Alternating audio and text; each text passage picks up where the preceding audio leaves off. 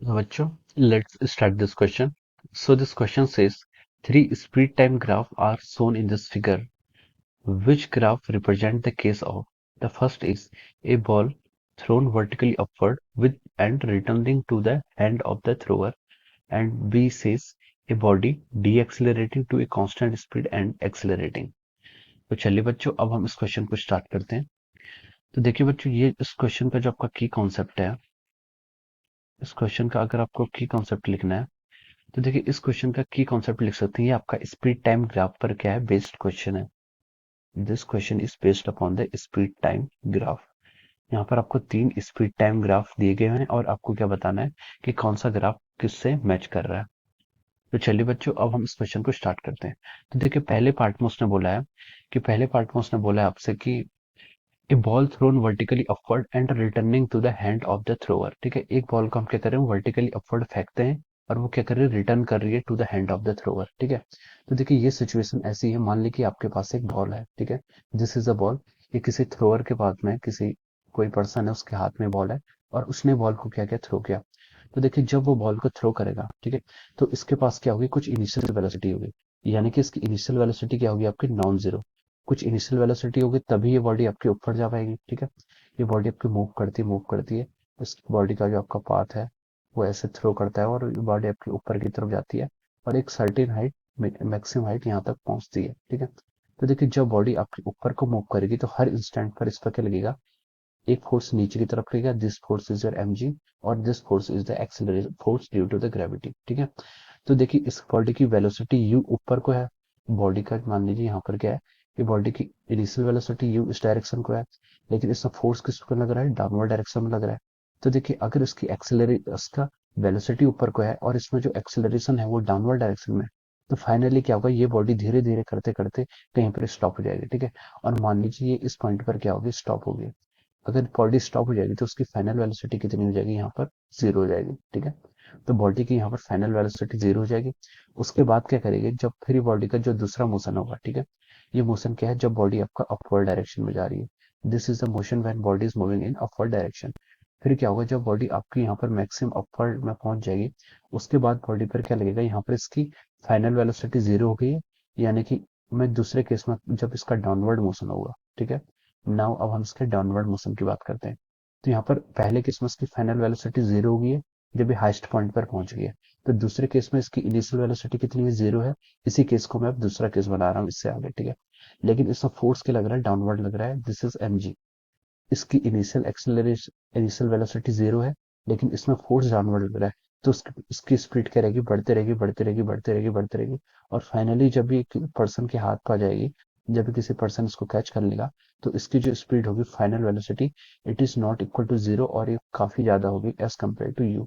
तो ये क्या होगी, आपकी स्पीड थोड़ी बढ़ी हुई पर्सन के हाथ पाएगी। ठीक है, सो दिस इज हाउ ये किस तरह का मोशन करेगी। ठीक है, अब देखिए, अब हमें यहाँ पे क्वेश्चन में तीन ग्राफ दिए हुए और हमसे पूछा गया है कि कौन सा ग्राफ इस केस को रिप्रेजेंट करता है। ठीक है, तो देखिए हम इस ग्राफ को प्लॉट करते हैं। तो this is our speed versus time graph. ठीक है, तो स्पीड वर्सेस टाइम ग्राफ हम यहाँ पर ऐसे प्लॉट करते हैं। तो this is our time axis, ये आपकी टाइम की एक्सिस है, और ये वाली एक्सिस जो आपकी वाई एक्सिस कहलाऊंगा, ये आपकी स्पीड एक्सिस है। तो देखिए स्टार्ट करते हैं। तो देखिए शुरू से स्टार्ट करते हैं। जब time T is equal to zero था, तब हमने क्या किया, उस बॉल को क्या किया, वर्टिकली अपवर्ड फेंका। तो जब हम उसे वर्टिकली अपवर्ड फेंकेंगे, इसका मतलब है कि उसकी इनिशियल वेलोसिटी जीरो तो नहीं है। इनिशियल वेलोसिटी कितनी, नॉन जीरो है। इसका मतलब कुछ ना कुछ उसके पास इनिशियल वेलोसिटी या फिर इनिशियल स्पीड है। ठीक है, देखिए यहाँ पर हमें स्पीड वर्सेस टाइम का कर्व प्लॉट करना है। ठीक है, तो जो इतना भी कर्व होगा ये सिर्फ और सिर्फ फर्स्ट क्वाड्रेंट में आएगा। ठीक है, ये आपका फोर्थ क्वाड्रेंट में नहीं आएगा। ठीक है, तो देखिए स्पीड स्पीड क्या होती है, आपकी पॉजिटिव क्वांटिटी होती है, टाइम आपका पॉजिटिव होता है, तो ये सारा कर्व क्या आएगा, आपका फर्स्ट क्वाड्रेंट में आएगा। वेलोसिटी आपकी नेगेटिव हो सकती थी, लेकिन वेलोसिटी के यहाँ पर कर्व में प्लॉट नहीं करना है। तो देखिए जब हम उसे time T equal to zero पर थ्रो कर रहे हैं, तो उसकी इनिशियल वेलोसिटी होगी कुछ ना कुछ, तो स्पीड यहाँ पर कोई ना कुछ होगी। ठीक है, जीरो नहीं होगी। ठीक है, उसके बाद जैसे ही वो बॉडी ऊपर को जा रही है, तो धीरे धीरे उसकी इनिशियल वेलोसिटी, सॉरी, जैसे ही बॉडी धीरे धीरे जा रही है, तो उसकी वेलोसिटी क्या हो रही है, डिक्रीज होते जा रही है। और किसी इंस्टेंट पर आकर उसकी फाइनल वेलोसिटी कितनी होगी, यहाँ पर जीरो हो गई। ठीक है, तो बॉडी की वेलोसिटी क्या हो रही है, धीरे धीरे टाइम के साथ डिक्रीज हो रही है। तो देखिए इसमें से ये ग्राफ जो आपका आएगा ऐसे आएगा, धीरे धीरे बॉडी क्या करेगी, नीचे आते रहेगी, ठीक है। और जो ये डिक्रीमेंट हो रहा है ये क्या हो रहा है, एक कांस्टेंट हो रहा है, मतलब एक स्ट्रेट लाइन की तरह हो रहा है, ठीक है। हम यहाँ पर जो इक्वेशन यूज करेंगे v is equal to U plus A T, इस इक्वेशन का हम यूज करेंगे। तो देखिए ये क्या आपका एक स्ट्रेट लाइन की इक्वेशन है। y is equal to M X plus C type की इक्वेशन जो होती है उसे हम स्ट्रेट लाइन की इक्वेशन बोलते हैं, ठीक है। तो ये आपकी स्ट्रेट लाइन की इक्वेशन है, तो जो मोशन होगा ये क्या होगा, स्ट्रेट लाइन की तरह होगा, ठीक है। अब ये टाइम t यहाँ पर क्या आ गया, इस टाइम पर इसकी स्पीड क्या होगी, जीरो होगी, ठीक है। इस ये टाइम जो आपका है इस ग्राफ में, इस टाइम पे इसकी स्पीड कितनी होगी, आपकी जीरो होगी, ठीक है। जब ये आपका मैक्सिमम हाइट पर होगा। उसके बाद देखिए जब ये मैक्सिमम हाइट पर होगा फिर ये अपनी डाउनवर्ड जर्नी स्टार्ट करेगा। तो जब ये अपनी डाउनवर्ड जर्नी स्टार्ट करेगा, ये बॉडी अपनी यहाँ से ऐसे नीचे को आएगी, तब हम बोल सकते हैं कि इसकी स्पीड क्या होगी, जीरो से फिर बढ़ते रहेगी बढ़ते रहेगी बढ़ते रहेगी, और फाइनली बढ़ जाएगी जब तक वो पर्सन के हाथ पे ना जाए जिसने उसको क्या किया था, थ्रो किया था। तो उसके बाद का जो इसका ग्राफ होगा, उसके बाद का इसका ग्राफ आपका ऐसे जाएगा, ठीक है। This will be the graph of this body, ठीक है। ये इसका ग्राफ होगा। ये ग्राफ क्या है, यूनिफॉर्म एक्सेलरेशन है इसमें। इस ग्राफ में क्या आपका देखिए यूनिफॉर्मली एक्सेलरेटेड मोशन का ये ग्राफ है, तो स्ट्रेट लाइन की तरह बिहेव करेगा, ठीक है। So this will be the graph of this question, ठीक है। इस पार्ट वन का आपका ये ग्राफ है, ठीक है। तो देखिए और ग्राफ ए आपका इसी तरह का ग्राफ रिप्रेजेंट कर रहा है। So we can say that graph A represent the graph, ठीक है। जो आपका ग्राफ ए है will represent situation, will represent this situation, will represent situation लिख लेते हैं, ठीक है। तो देखिए ये आपका क्या गया, पहले पार्ट का आंसर आपका ये हो गया, ठीक है। तो ये आपका पहले पार्ट का ग्राफ हो गया, ठीक है। अब देखिए अब सेकंड पार्ट में हम आते हैं। सेकंड पार्ट में उसने हमसे बोला है, सेकंड पार्ट में आप चलते हैं। सेकंड पार्ट में बोला कि a body deaccelerating to a constant speed and accelerating. Body क्या कर रही है, पहले डी एक्सेलरेट कर रही है, फिर क्या कर रही है आपकी स्टार्ट, फिर क्या कर रही है to a constant speed then accelerate कर रही है, ठीक है। तो देखिए इसका ग्राफ हम यहाँ पर प्लॉट करते हैं, ठीक है। ये आपका क्या है, ग्राफ प्लॉट करते हैं। ये आपका टाइम वर्सेस स्पीड का ग्राफ है, ठीक है। टाइम वर्सेस स्पीड का हमें यहाँ पर ग्राफ प्लॉट करना है। तो चलिए अब हम इस ग्राफ को यहाँ से ऐसे प्लॉट करते हैं। तो देखिए क्वेश्चन में उसने बोला क्या था कि a body deaccelerating to a constant speed. Body क्या कर रही है, डी एक्सेलरेट कर रही है। बॉडी डी एक्सेलरेट कर रही है मतलब इसकी स्पीड क्या होगी, कम होगी। स्पीड क्या होगी इसकी, कम होगी। And to a constant speed, किसी कांस्टेंट स्पीड तक वो डीएक्सेलरेट कर रही है, उसके बाद फिर से वो एक्सेलरेट करना स्टार्ट करे, ठीक है। तो देखिए इसके पास कुछ ना कुछ इनिशियल वेलोसिटी होगी, इनिशियल स्पीड होगी, तभी जाके ये क्या करेगी, डीएक्सेलरेट करेगी, ठीक है। तो डीएक्सेलरेट कर रही है, तो मान लीजिए उसने ऐसे करके यहाँ पर डीएक्सेलरेट किया।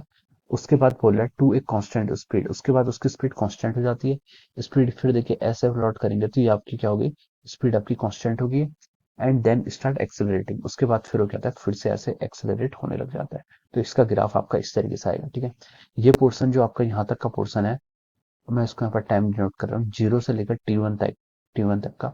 ये पोर्शन आपको क्या दिखा रहा है, जब वो क्या कर रही है, बॉडी डी एक्सेलरेट कर रही है। या फिर हम इसको ऐसे भी कह देते हैं, यहाँ पर आपका जो स्लोप आ रहा है, स्लोप क्या आ रहा है, 90 डिग्री से इधर आ रहा है, ठीक है। ये एंगल अगर आप यहाँ पर हॉरिजेंटल से मेजर करेंगे, ये एंगल क्या आपको मोर देन 90 डिग्री है।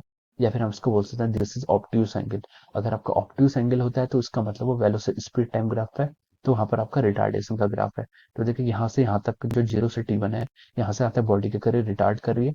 फिर टी1 से टी2 तक टाइम तक वो क्या कर रही है, बॉडी आपकी कांस्टेंट स्पीड से मूव कर रही है। देखिए स्पीड यहाँ से यहाँ तक हम चलेंगे, अगर हम यहाँ से इधर को ऐसे चलें तो देखिए यहाँ पर आपकी स्पीड क्या है, कांस्टेंट है। तो कांस्टेंट स्पीड से जा रही है, फिर बॉडी एक्सेलरेट करना स्टार्ट कर रही है। फिर बॉडी ने देखिए यहाँ से टी टू से आगे तक यहाँ तक इस बॉडी ने क्या किया, ये मान लिया आपका पॉइंट टी2 है। टी2 से आगे बॉडी ने क्या किया, फिर यहाँ तक अपना क्या किया, मान लीजिए इस पॉइंट को हम टी3 बोल रहे हैं। टी2 से टी3 तक बॉडी क्या कर रही है, फिर एक्सेलरेट कर रही है। क्योंकि इस पॉइंट पर आप देखें तो आपका जो स्लोप आ रहा है, ये मान लीजिए थीटा एंगल है, ये स्लोप क्या आ रहा है, पॉजिटिव आ रहा है। स्लोप पॉजिटिव आ रहा है स्पीड टाइम ग्राफ का, इसका मतलब बॉडी आपकी एक्सेलरेट कर रही है, ठीक है। तो this will be the answer of this question. तो इस सेकंड पार्ट का जो होगा ये आपका ग्राफ सी आपको रिप्रेजेंट कर रहा है यहाँ पर। तो हम लिख सकते हैं graph C will represent the case, will represent the case, ठीक है। ग्राफ सी क्या होगा आपका, will represent the case। तो ग्राफ सी इस केस में आपको रिप्रेजेंट करेगा। So these are the answer of this question. So I hope you have understood this concept. All the best and thank you so much.